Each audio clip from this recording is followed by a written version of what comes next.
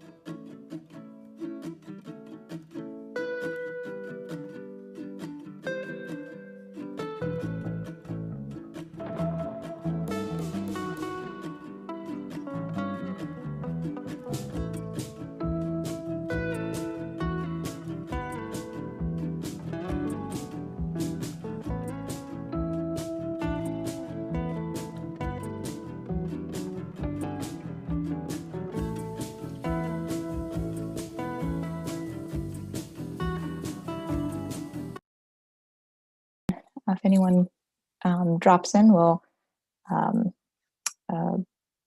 of just roll with that. So I'm going to start recording this meeting just so everyone knows, and that way this meeting will be available for others to listen in on, and the recording will be available on the City of Peoria's YouTube page. All right, so we have the recording started.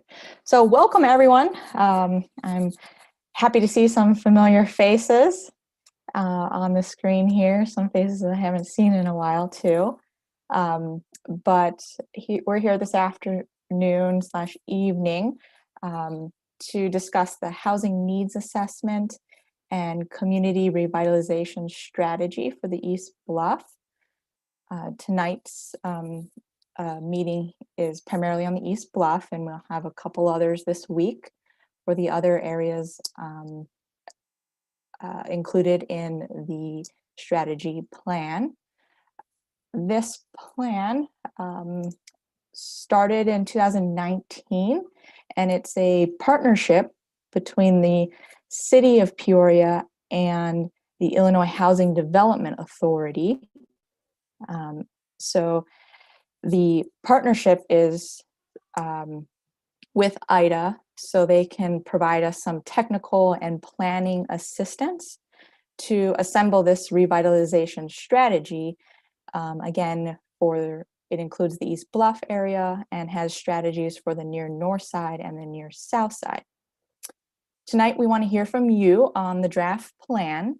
We'll cover the data and mapping sections, and then we'll also focus on the goals and recommendations sections. The plan is a tool, and it would guide policy and development and resources for each of the neighborhoods.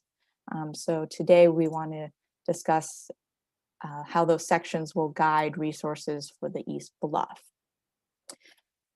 For those of you that I haven't met, my name is Carrie Lynn Wyke. I'm a planner for the city. We also have online Kaylee Dre. She's waving, and she's kind of acting in the background here, monitoring the YouTube feed for this meeting, and she will provide any comments we get that way for this meeting. We also have here Emily Mueller with IHDA. She may be familiar to many of you as she has been the project manager since the beginning of this planning process. And she'll provide us some good context and help facilitate our discussion this evening. See, I have some people adding in too.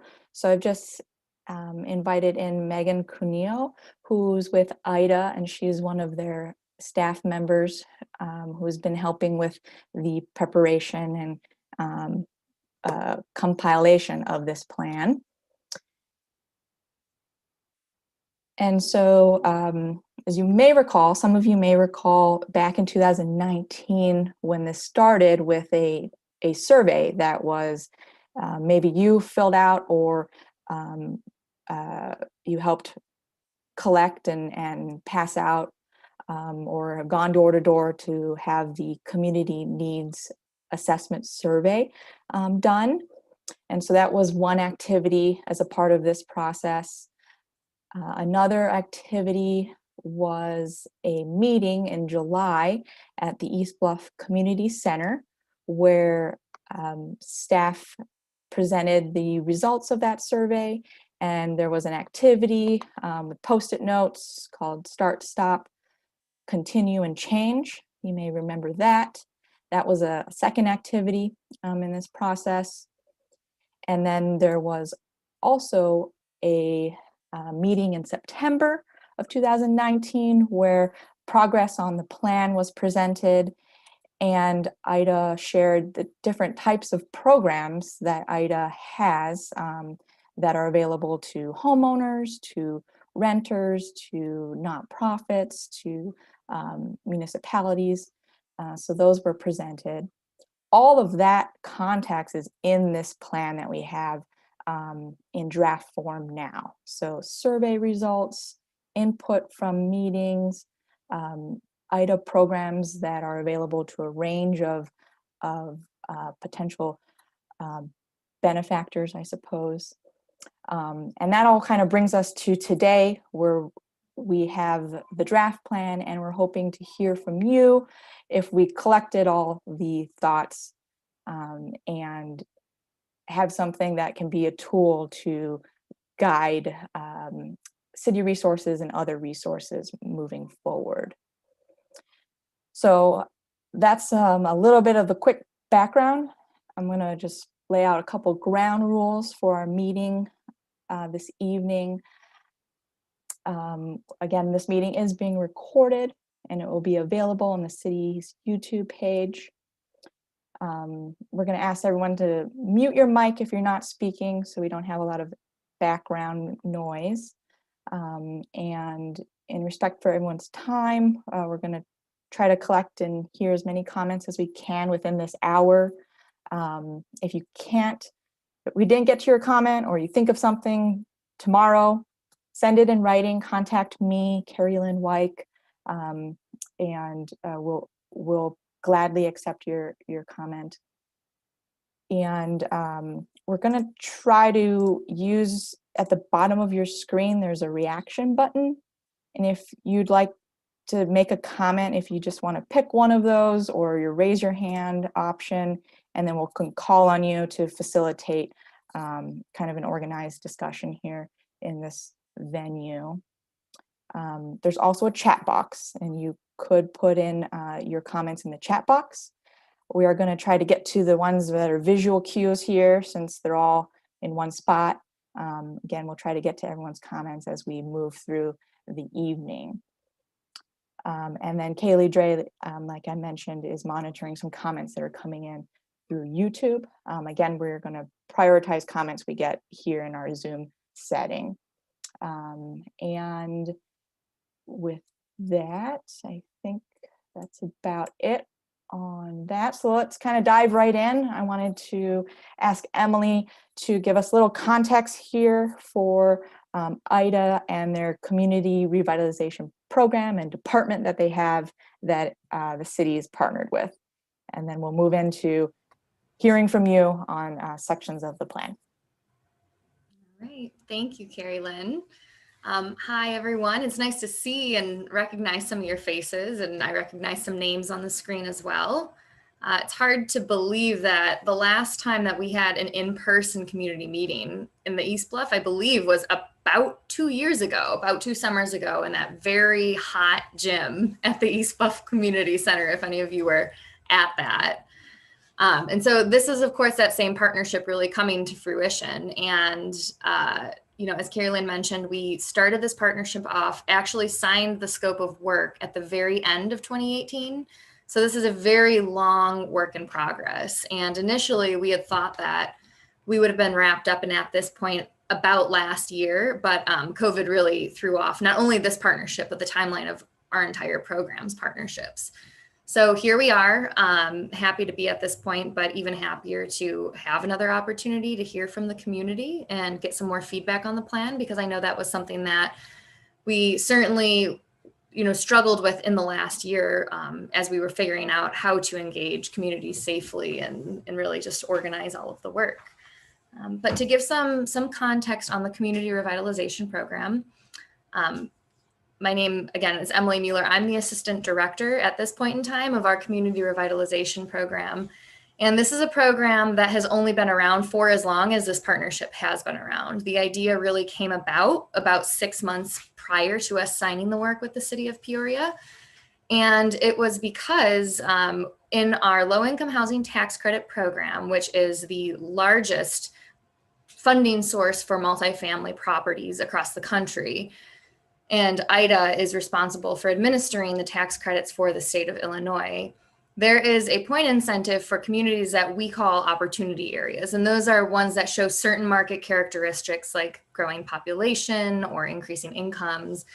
And it really was a very strong incentive for affordable housing developers and communities to try and submit projects and applications in those areas, because it was a very strong point incentive.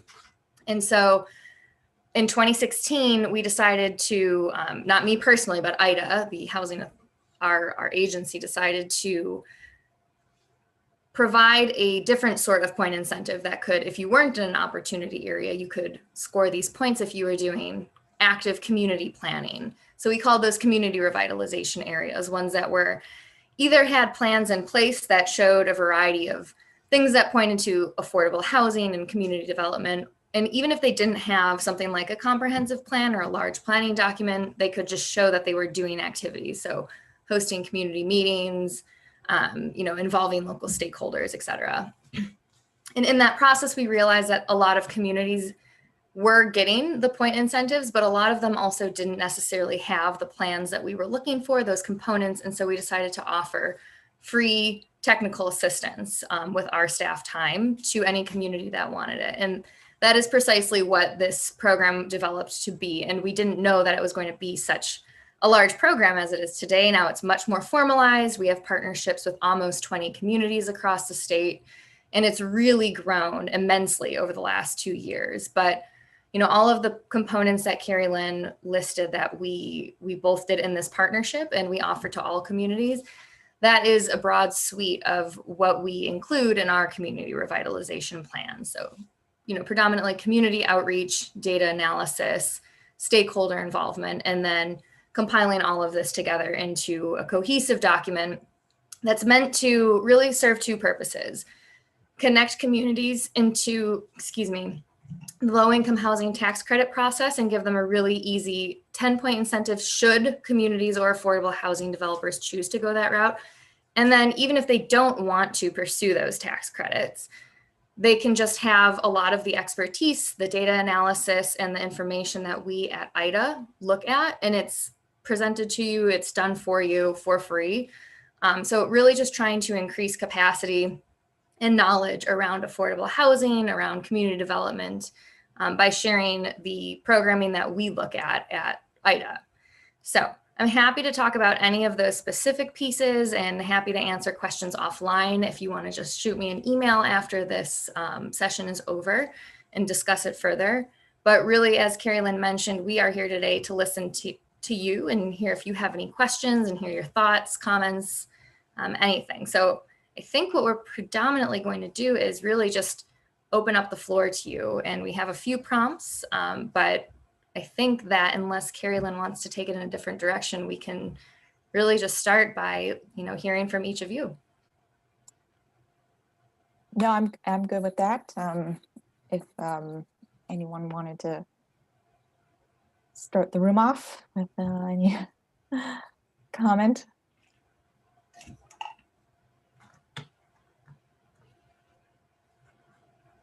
I'll start off if nobody else is going to go.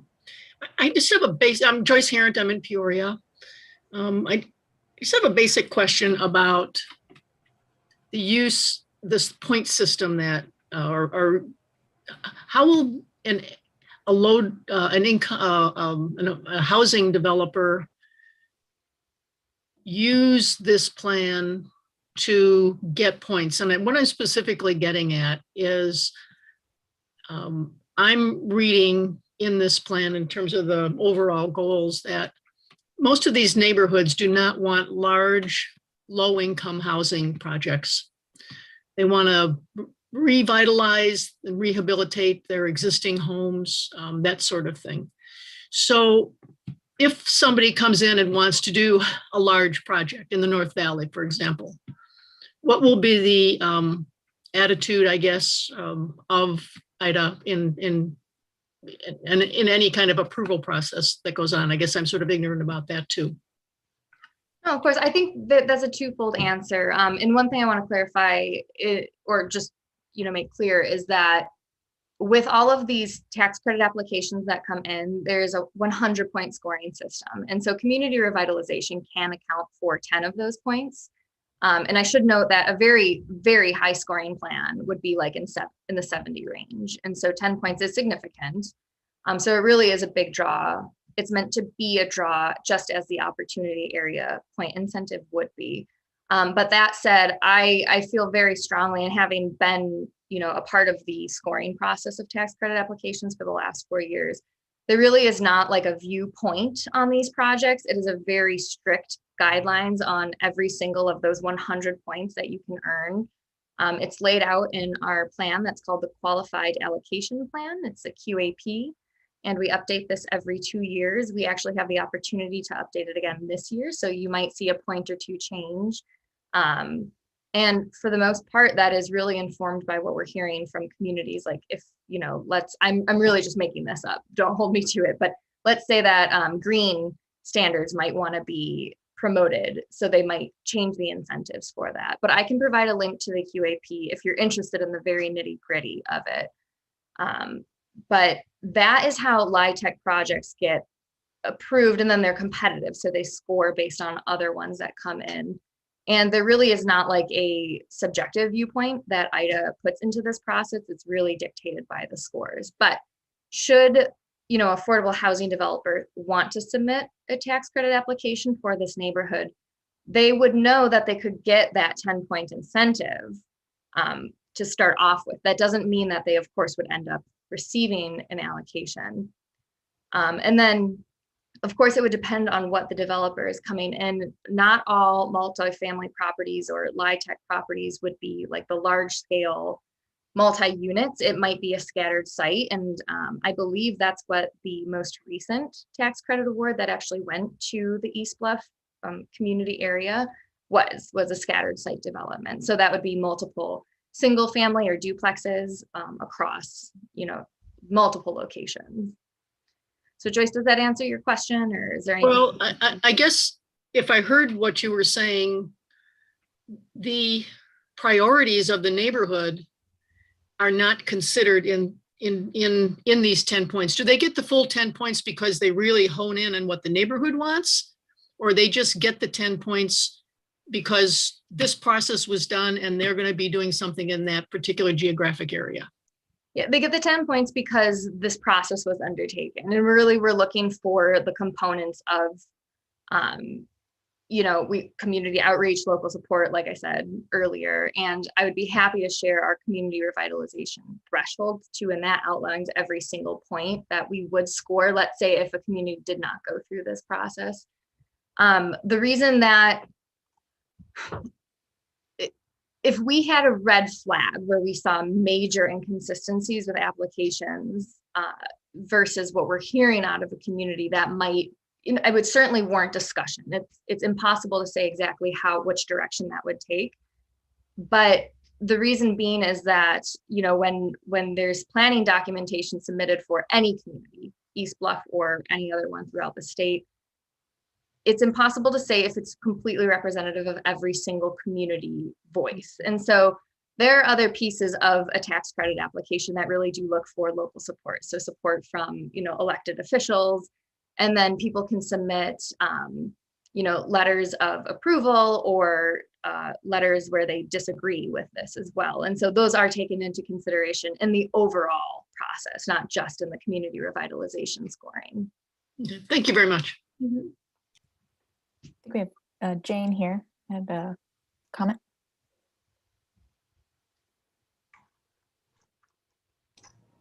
I was just going to add to kind of what Joyce was saying, is that, because Joyce, I think what you were asking about is like how the community feels about it. And, it's just like any other developer. A developer can come in and develop all kinds of housing or retail or whatever.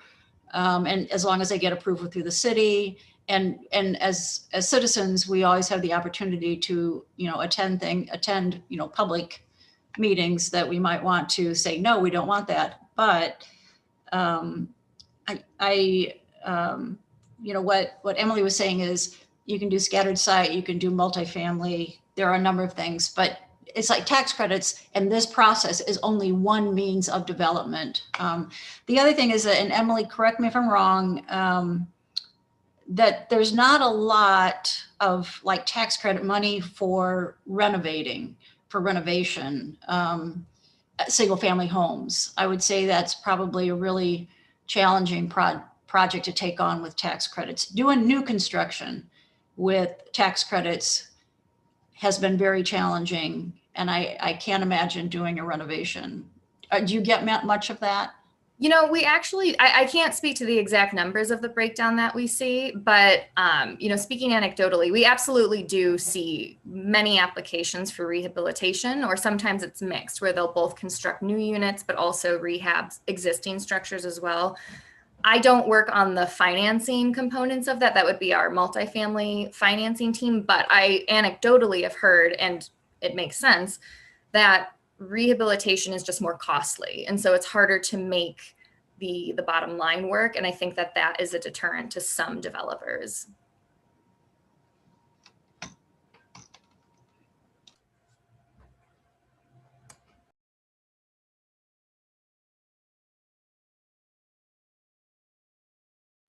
And one thing that we also, it's just the way that the tax credit process works. It is a developer-driven process, and that is, an industry term that we use. It's really meant to be spurred by developers and not necessarily communities. As a community planner, I always hope and really pray that the developers are working in conjunction with the community. I think it's an integral part. But the way that this the program is set up nationally is really meant to be driven by the market, so driven by affordable housing developers. And there are things that communities can do, of course, to be a part of that process. It might be offering incentives, offering land. And then we actually are very, proud and hopeful that within our own scoring process, we have this room for community revitalization or community involvement. And that is something that is relatively unique and has been nationally in other QAPs.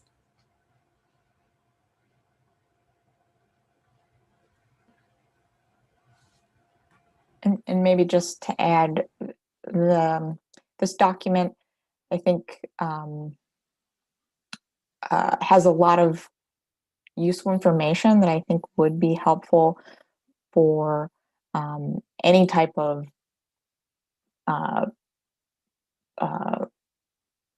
research into desired housing types or needs that are not even related to housing in this document, where city resources should go.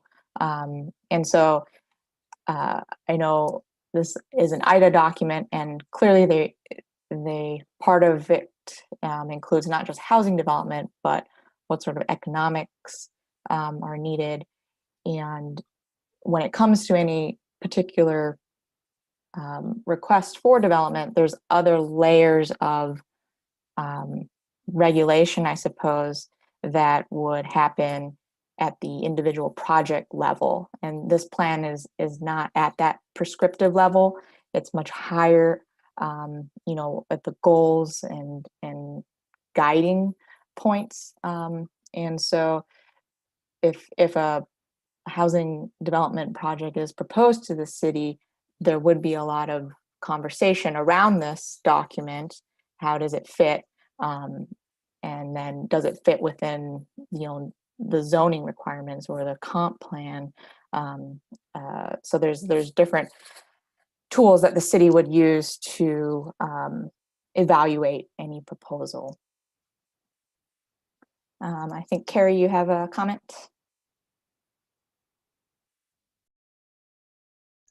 Yeah, thank you. I had a couple of questions, but I'll just start with one.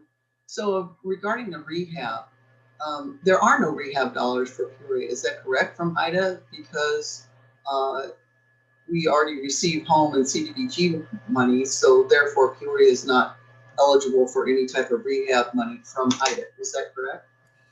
No, but I can follow your train of thought. So the program that you're thinking of is our single family rehabilitation program. So this is a single family program, not the LIHTC program.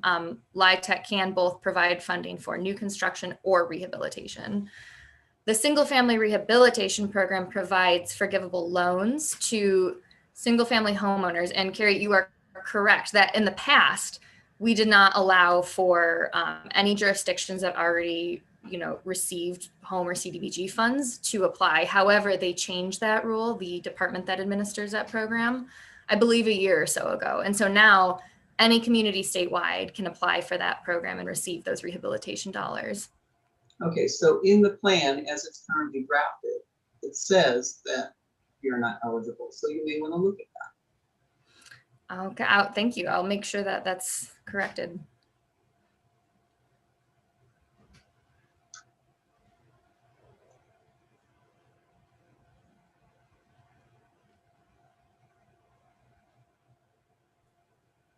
Did you have a second question, Carrie? Sure, since no one else wants to talk, I'll do that. So my another question I have is so how does it work that how does it work with this plan being incorporated into the comprehensive plan? Because we've had different plans be part of a comprehensive plan and then nothing ever is been done with them. So how does this new plan fit in with that and affect these three areas?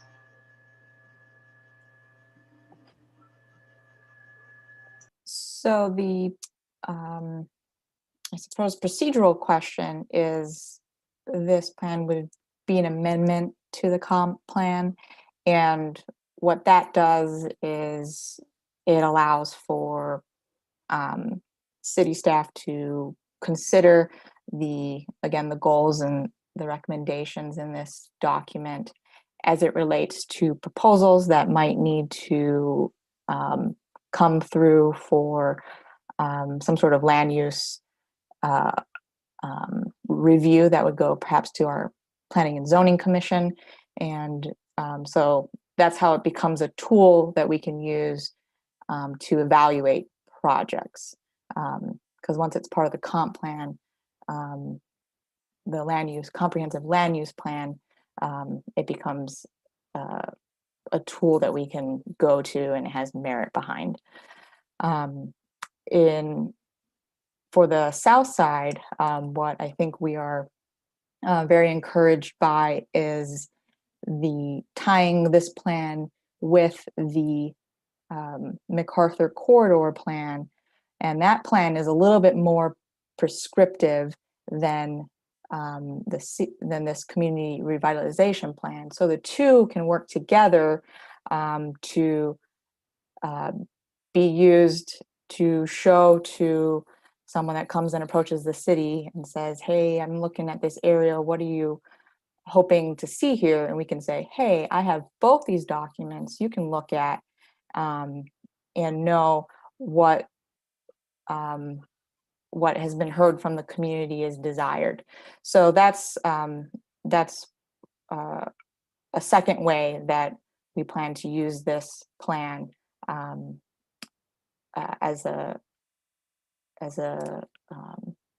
once it becomes adopted as part of the comprehensive plan.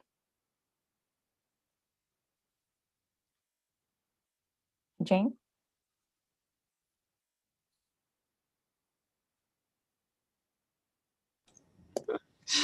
I just wanted to give you an overall, like just my reaction to the plan, because I think it's really, really good. And a lot of it is just, it's documentation of the facts, of the status of housing, and just the status of the economy in the neighborhoods.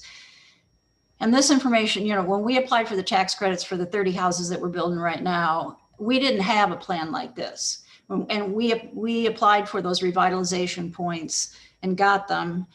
And the reason was because we put something together piecemeal from all the things that the city had been doing, the neighborhood had been doing, Liz could be doing. We put all that together and said, here are the activities going on in this neighborhood. Having a plan like this makes it possible for whether it's tax credit funding or some other kind of funding, and it could be private funding from a foundation, that you've got the information at your fingertips, and to say that this is a plan that's adopted by the city that just gives credibility to whatever it is that you're trying to do. And I think, Carrie, you mentioned it's like these plans that nothing ever happens to them. Well, part of it is you've got to have organizations that will look at these plans and say, I can do this piece of it.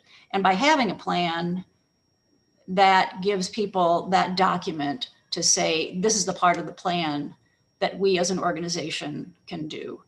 There was one other thing that was gonna, there are a couple things. The recommendations I forget what section it is, but the recommendations fall into, there were 8 of them.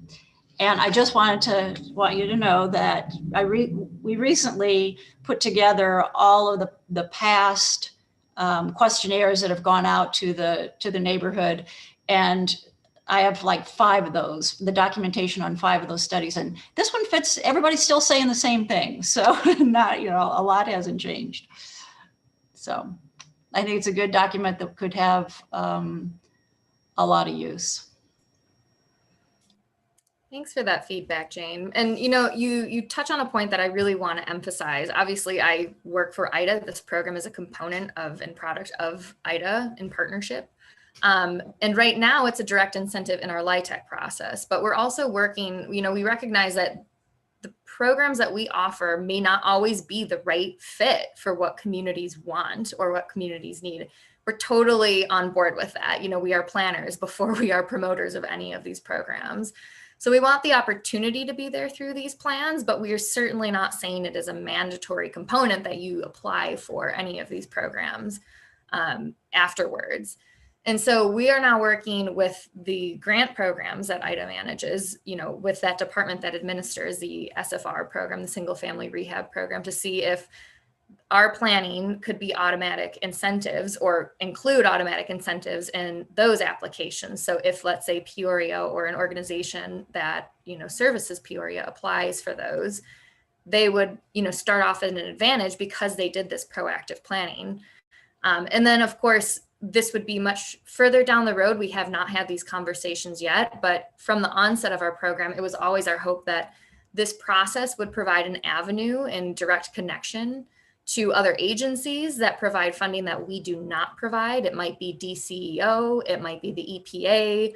I always reference the Port Authority because that was a connection that was brought into our very first partnership. That is something we don't know the first or last thing about, but we are able to bring in our state or federal connections to these meetings just to grow the network.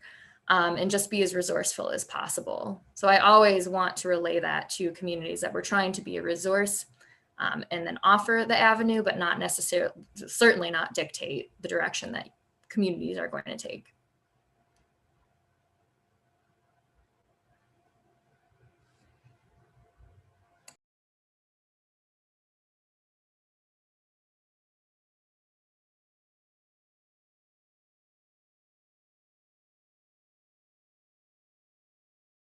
I see a few smiles. Are people thinking about chiming in? Other comments?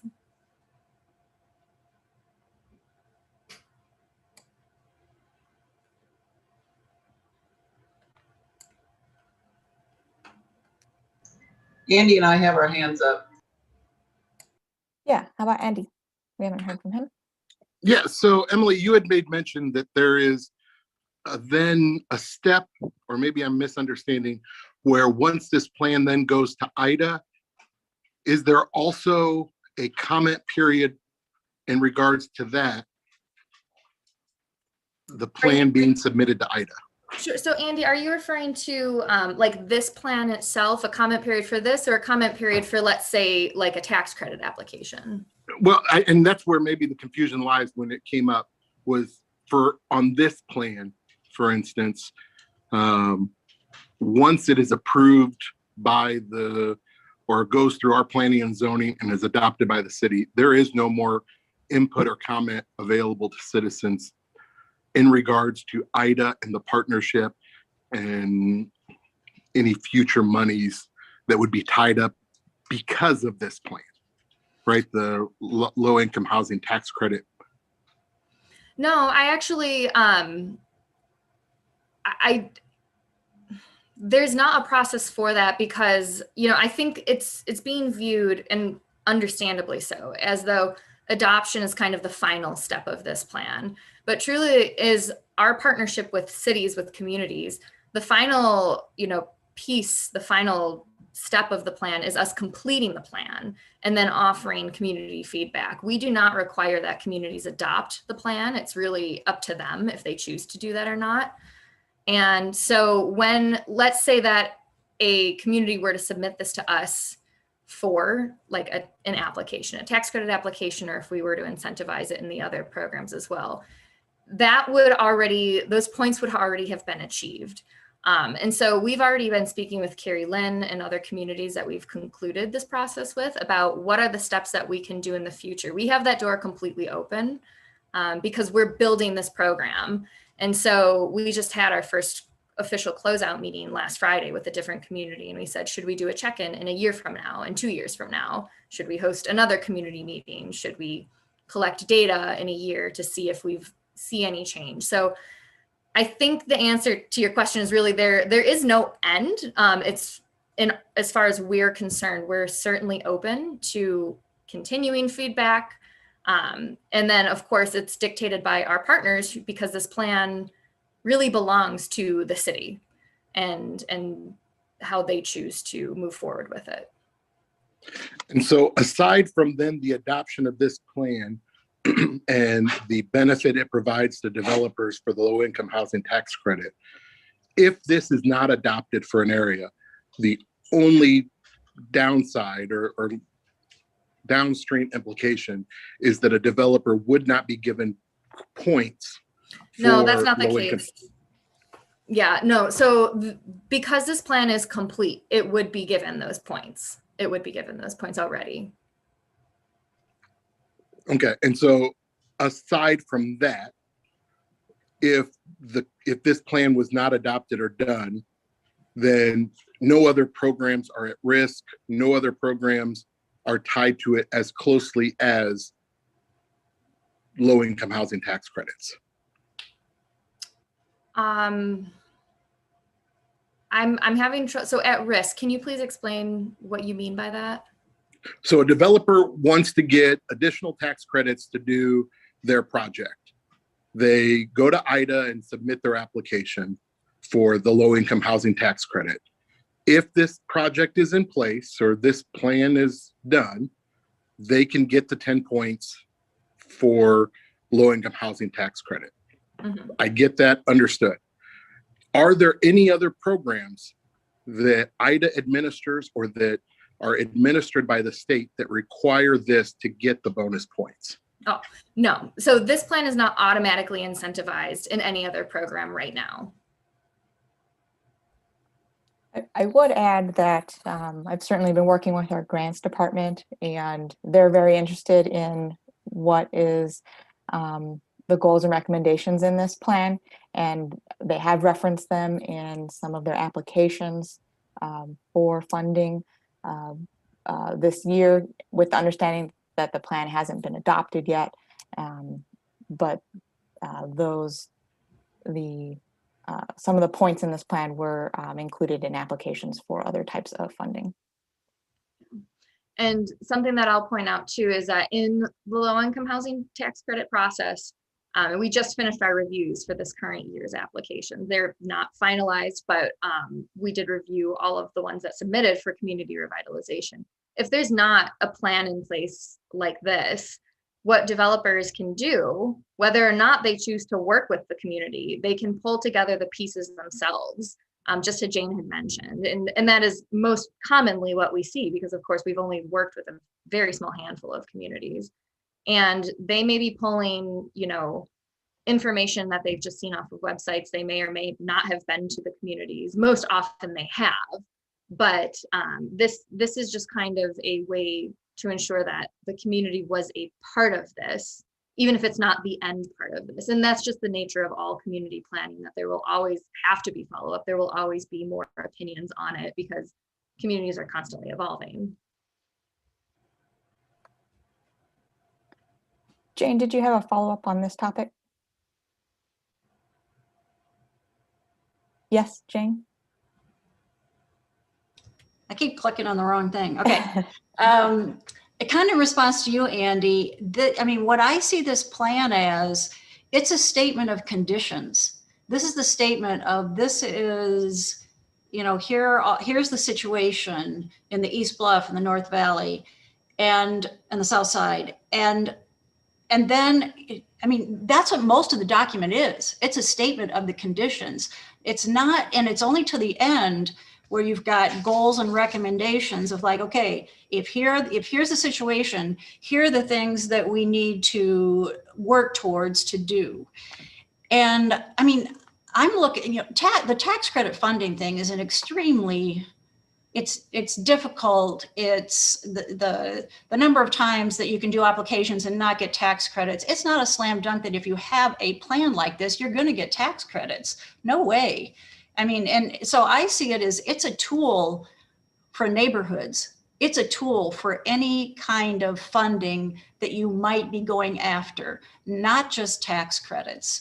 Like I said, a foundation, the Community Foundation, the Gilmore Foundation, if you're asking for funding for something, to have this plan and say, what we want to do fits in with this plan. This is this is the plan that the city has adopted, and what we want to do fits in with this. And it becomes much more, it just makes a whole lot more sense than if your funding, the funders want to look something that's comprehensive, that's connected to other things going on in the neighborhoods. And I just think this is, at least for the East Bluff. I didn't read the North Valley one. And so the East Bluff one, I mean, it's right on. It's targeting exactly the things that we've been saying for years, the things that we need to do, the things we need to change. And so this just gives it more credibility and substantiates the things that you might want to do going forward. It's not the kind of thing, when you were talking, I was afraid that what you were saying is that if we adopt this, it gives a developer the ability to build something in our neighborhood that we don't want. And that's not the case. I mean, it is possible, anything's possible, but it's more about giving us the ammunition to do the things that we believe in our neighborhoods need to be done. Yeah, I can, if you'd like, Jane, I can send you, I did a 5-page analysis of the 246-page document for the North Valley. Yeah. It was incorrect. It was bad data. Okay, and then that's where that was going to be my next question for Emily was, does anyone fact check the data that's presented? Because I'm not trying to hijack this for the East Bluff. If it works for the East Bluff, great.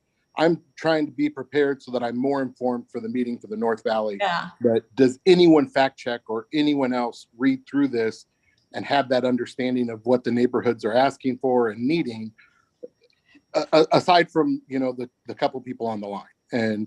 And as it relates to then our community, right? It is a very competitive process for the tax credits. So the 10 bonus points does make a difference, and it can then impact what happens in the community, especially depending on who's at the helm of the city and who's in leadership and what they're pushing for and what their programs and what the future they see for Peoria matters, right? So this plan does impact it in that way. Yeah. Have you shared your list of inaccuracies? Yes, I sent it in for public comment when it went to, originally was supposed to go to the Planning and Zoning Commission. Yes, Andy, we have those, and I've shared them with IHDA, and we have been looking over them, and would be addressing any inconsistencies in the plan in the final document. Yeah, and Andy, one thing I did want to talk about with the data and the way that we didn't collect any of the market data. That was all sourced from the American Community Survey, which is a part of the Census Bureau. And I think where some of the confusion might have come was in the way that the neighborhood boundaries were drawn and the fact that we used the census tracts as the base measurements.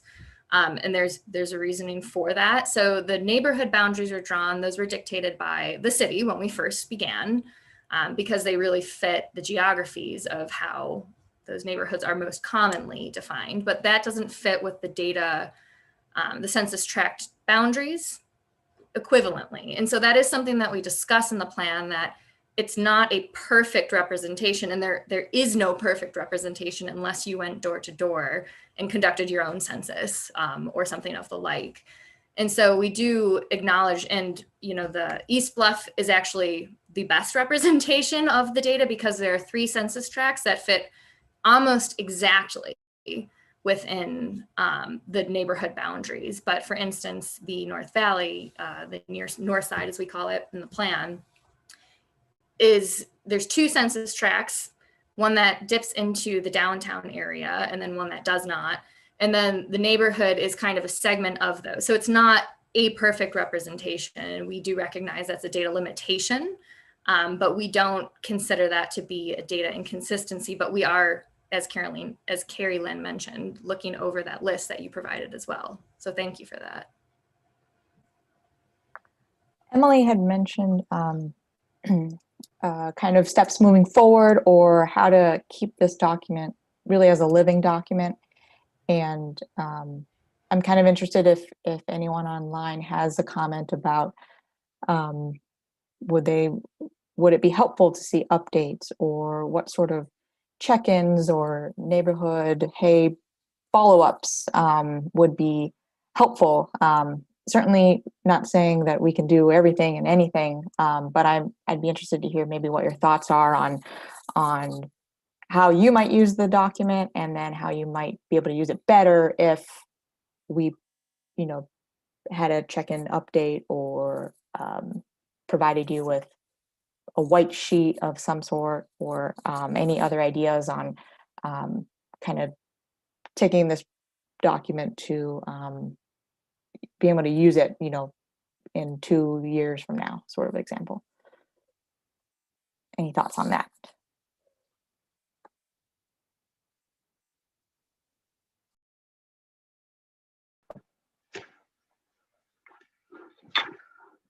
I have a question.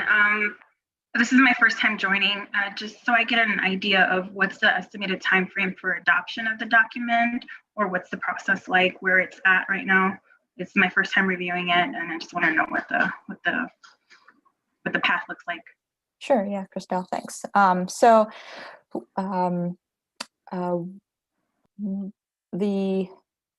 The process would go to our Planning and Zoning Commission, and right now it is scheduled to go back before them on May. I'm pulling up the date.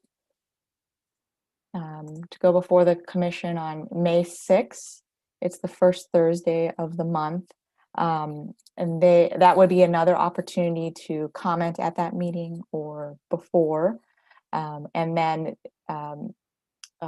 they would make a recommendation, and they may recommend to send it to the city council, and it would, if that were the case, it would most likely go to city council at the end of May on the 25th, which could, in that time span, would be some more opportunity to provide input on the plan. If you wanted to see something changed, that could still happen. So that's sort of the timeline we're on now. We did have it first going to the commission in March, and with comments from residents from Near Northside, we paused and are holding this meeting. So we are certainly looking to gather enough information, enough comments that we are comfortable with taking the document that we have forward through that process. I hope that answered your question. Yes, thank you. And it was interesting reading the documents. I thought there was a lot of information in there, especially with the South End and the East Bluff. Thank you. All right, Carrie.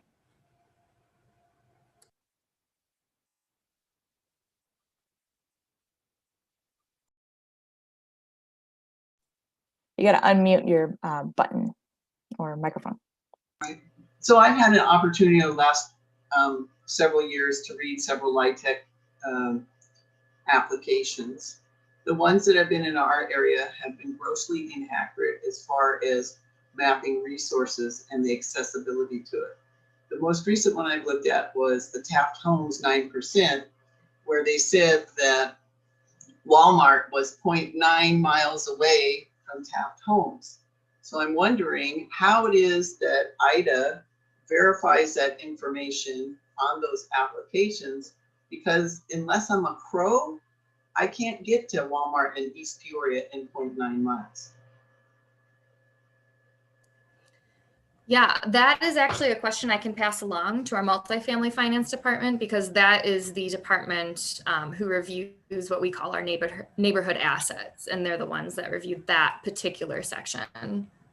But they draw a circular thing that says what's within 1 mile on a map, and when you can't get there by 1 mile, that really seems that it gives people extra points for something that's not really accessible to the people that you're trying to help. Yeah, well, and that raises a rabbit hole that I like to dive down, being a planner, because I think there's a huge variety of ways that could really serve to support exactly what you're saying, Carrie. Because not only do some people, you might have to map out the ways that you could walk there, you might have to map out how many public transportation routes there are. There's a whole variety of ways to do it. And so while I'm not the one and not a part of the department that decides that policy, so I don't want to speak on behalf of them, I do know that they have worked to make things as consistent across the state as they possibly can. And so it's my assumption, although I'm happy to verify this with them, that they use, those geographic radiuses, ones like as the crow flies, because it's more universal. even if it's not necessarily, you know, representative of, let's say, someone who does not have access to a car to get to some of these locations. But I know that this has come up in other areas as well. For instance, there was one about food access that often comes up in our QAP discussions. And as we re-review the QAP, as I mentioned, we do every 2 years, IHDA holds forums, public forums for comments about areas that, you know, from community members or developers or community leaders, municipalities, about where they think areas should be tweaked or improved or looked at differently. And, you know, comments like that are welcome. The other thing, Carrie Lynn, when you're going to have these meetings and then you're going to perhaps revise the document, especially based on things that the North Valley residents and property owners have submitted, how are we going to see that? What's the timeline for us to see that document before it goes down to planning and zoning? Because for relevancy of our comments related to what would be in the document.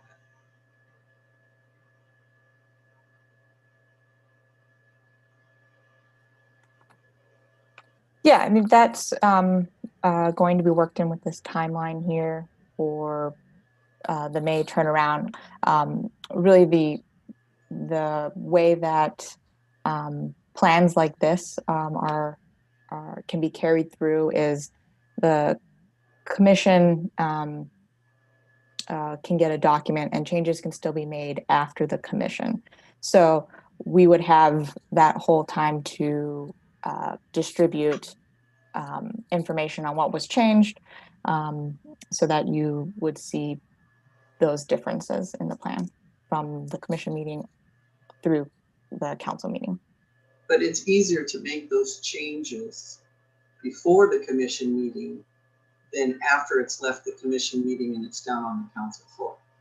There's no way anyone can tell me otherwise. There's about a month between those two meetings. So no, in that I'm time, saying any changes that you make now before it goes to May, are we going to be able to see those before a week before the meeting, or how is that going to work into the timeline? that information will be distributed to our email list. The attendees here, if you didn't get an email from me inviting you to this meeting, either ask however you found the invite or contact me, Kweick, Kweick at peoriagov.org, and that information will be distributed to you before the commission meeting. I do see on the comment to kind of follow up with my question on sort of what would you like to see to kind of keep this as a living document, and the suggestion that there be some data updated for the 2020 census when that gets released. That is certainly a good idea. Yeah, Joyce, I very much appreciate that comment. That's something that is something we have not fully obviously perfected in this process. Right now, the data that we use from the census, there's the 2019 data estimates that are available. The 2020 census is expected to be available at the end of this year.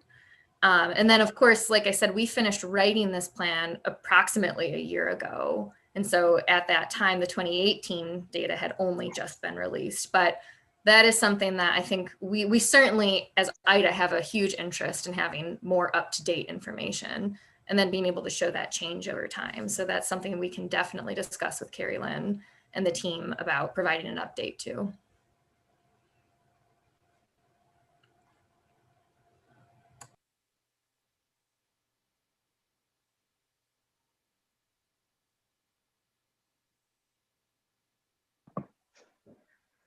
I have another question. This is Crystal. I see safety is mentioned throughout all three communities, but I just wanted to know, how does this document, living document, work with the police department's vision or strategies? Is it a suggestion to them, or does it include their strategy just for the safety reason, not just for the homes, but for the commercial businesses as well?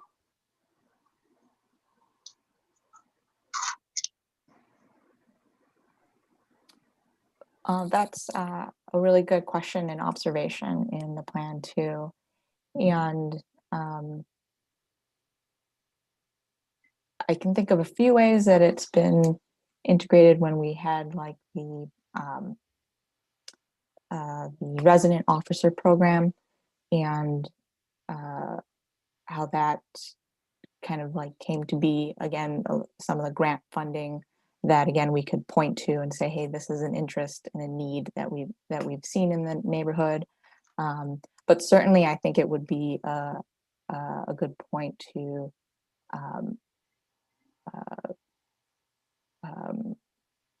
I know it as a city in terms of organization, when department heads meet and such, they know what's going on within, these big ideas that are coming out of each department. But certainly keeping on top of how those two topics can compromise each other. I think I'll make a comment that should continue to happen after this plan goes through adoption. Thank you.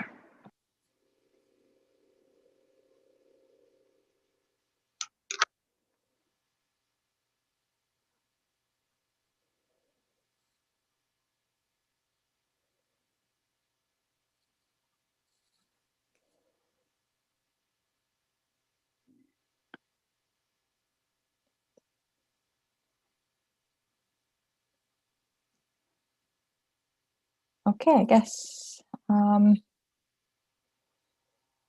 we're right about 7 o'clock here.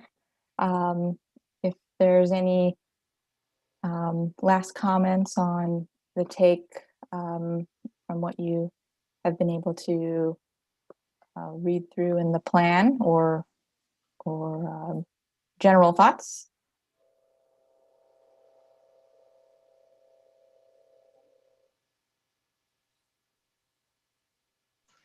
Hey, Carrie Lynn. This is Kaylee. I got a message from the YouTube chat.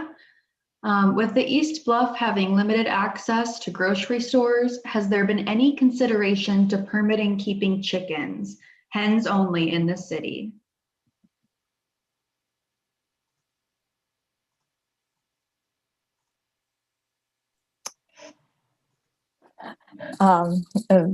So I know the city investigated that a few years ago, and at that time it did not move forward to be adopted.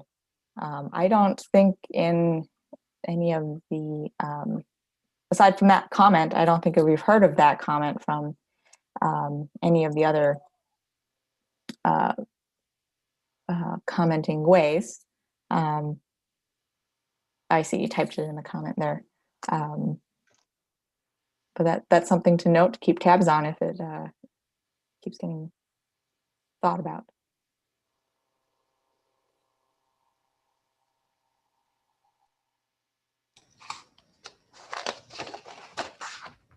Yeah, Jane. But let me just say this about that.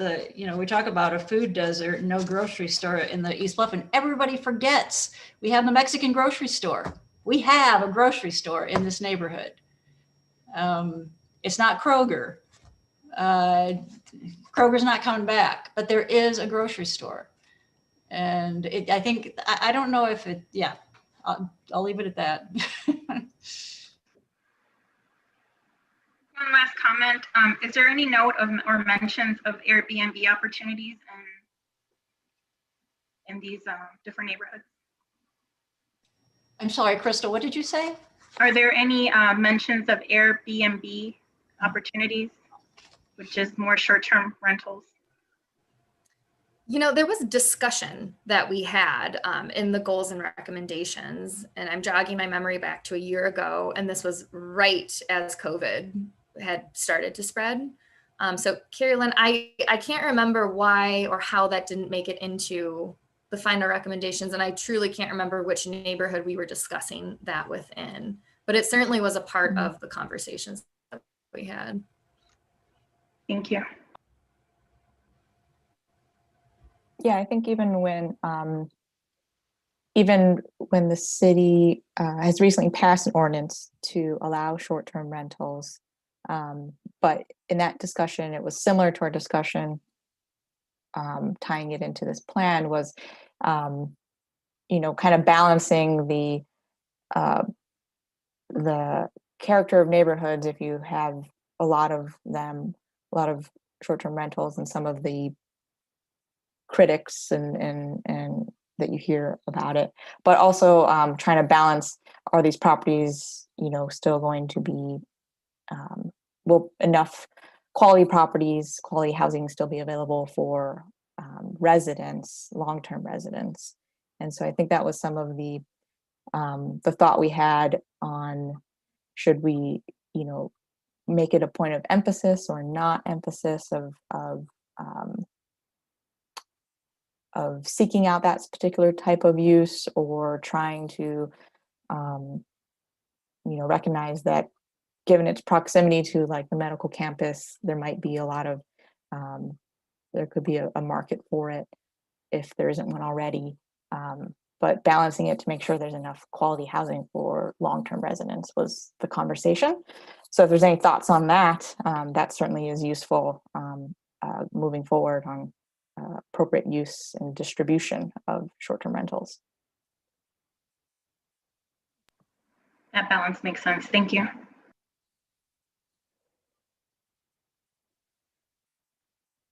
Jane, did you have a comment, or have I left your hand up? No, it's, yeah, I'm done. Thanks.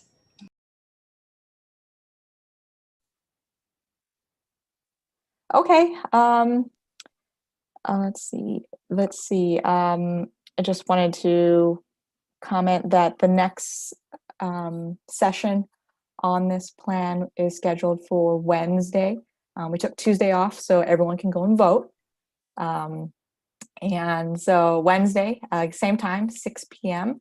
The conversation will focus on the Near Northside on Wednesday, and then we'll be back Thursday, where the excuse me, where the focus on Thursday will be the Near Southside. So very happy to see everyone was able to log on this evening. I appreciate each of you for attending and the comments that you've provided. Thank you very much. All right. Have a Sure, we'll good see evening. some of you later this week. Thank you.